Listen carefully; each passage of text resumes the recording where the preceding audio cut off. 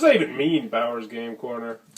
Ahoy there, YouTube! I'm back again today for another special Kickstarter review charged by BoardGameExchange.com. You know, it's the only board game rental website. Today, I'm very excited to be checking out Lie Your Face Off from John Bitz. This is for 2 to 4 players, ages 12 and up, and it'll take you about 45 minutes to play. And in Lie Your Face Off, you're going to be taking cards and creating elaborate lies, trying to explain to your parents why bizarre things are happening around your household. It's got a little bit of storytelling, got a lot of numbers, and a little bit of treachery afoot. Let's check it out and see how it plays. So, Lie Your Face Off from John Bitz. We're going to take a look at what you're going to get inside the game. As always, I want to mention this is a prototype edition, so when you get your copy of the game, it's going to look much nicer, much shinier. But inside the game, you're going to get cards, you're going to get a rule booklet. That's it. It's a very simple game at its core. The rule booklet is outstanding. It will answer every question you have. It's full color. It's got tons of pictures in there and diagrams to show you how things are played, examples, which I love. Thumbs up, fantastic rule booklet. The game itself is very, very simple to learn and simple to teach, which is outstanding. So I'm going to do that for you real quick. In this game, you're going to get cards, and there's going to be two kinds of cards. There's going to be these blue-purple lie cards, and then there's going to be these gray embellishment cards. Now, there's going to be, I'm just going to go over what's on each card. So up here, there's two important things you really need to learn in order to play the game. There's going to be a lie number in this upper corner. So this one's 20 and this one's 13. And then there's going to be a symbol on the middle of the card sometimes. So this one will let you draw 3 cards because it says +3. So when you play this, you'll draw 3 cards into your hand. And this one will let you play draw 1 card and then get an extra action and play another card. So that's really nice.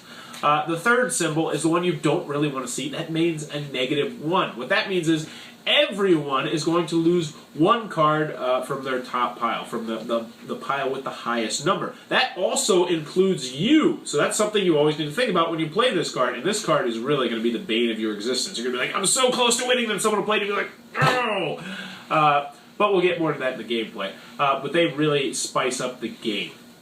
So, those are the symbols, the 3 symbols that are in the game. Next, you're going to see storytelling stuff on this game, because this is a storytelling game at its heart. Every single time, you're going to have a different story.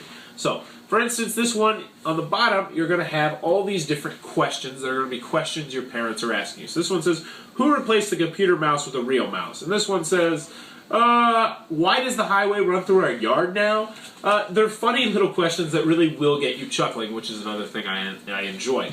On top, this is what your excuse is for why there's a highway running through your yard. So you're going to have to figure out why an emu stampede and why I got hit by lightning is going to explain how there's a highway running through your yard. It's very preposterous, and it's very hard to do at times. But it is always going to elicit a lot of laughs, which is one thing I really liked about this game. Spoiler alert. But that's also completely optional. You don't have to do the storytelling, even though I highly recommend it. But we went over the 2 kinds of cards. There's the lie card. Oh, we know we didn't. This is an embellishment card. It's going to have special symbols on it, and it's just going to add to your number.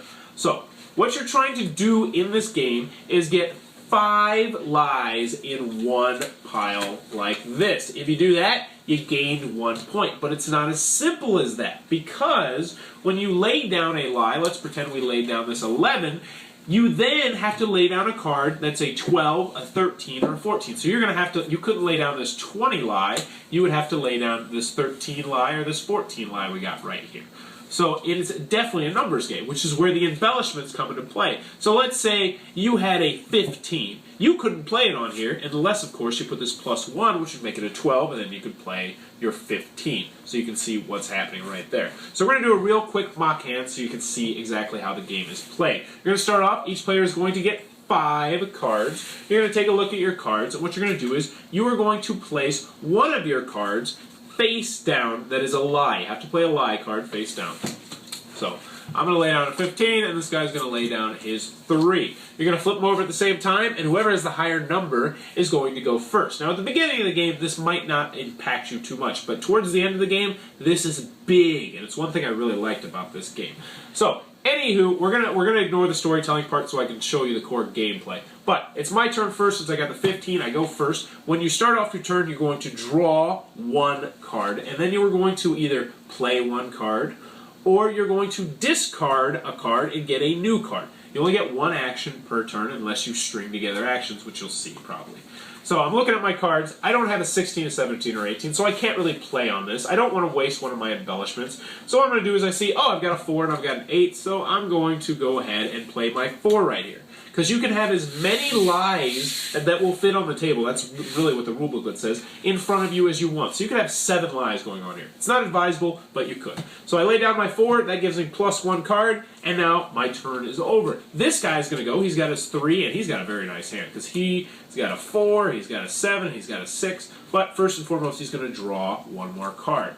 So he's going to say, you know what, I'm going to play my 4 right here, because I can, and he's going to draw 2 more cards. Now, if you have over 7 cards in your hand at the end of your turn, you have to discard down to 7. One thing to keep in mind.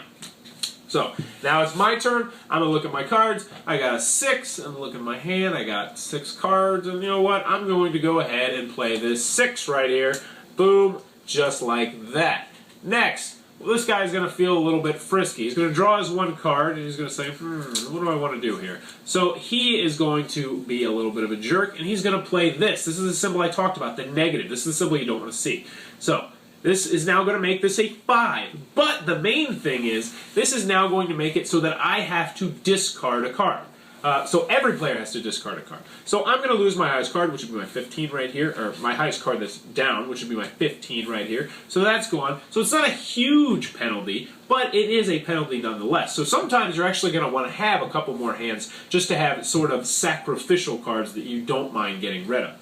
But the thing is, since he played that, he also has to discard his highest card.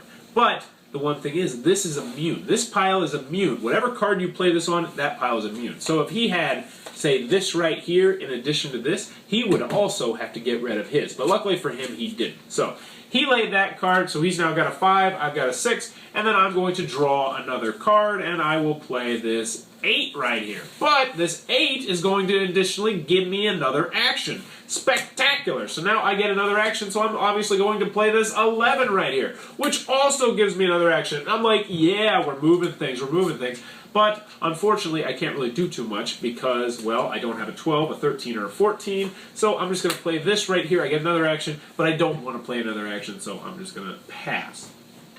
So this guy is going to draw another card. He's going to look at his hand. He's going to play a 7 and do whatever's on the card. But how this is going to work is eventually someone is going to get 5 cards on their pile. Once you get 5 cards on your pile, you're going to do this. You're going to flip it over. This symbolizes you have 1 point. Now, normally you would think, oh, this guy's going to go, but no, what's going to happen is everybody's going to do what you did before, lay 1 card face down that's a lie, and whoever flips over the top card is going to be the first player. So even if this person was like, I'm about to go next, I'm about to go next, if this person gets a point and they don't lay down the highest card, they're not going to get a go next, which really is an interesting mechanic. But that, in a nutshell, is how Lie Your Face Off works.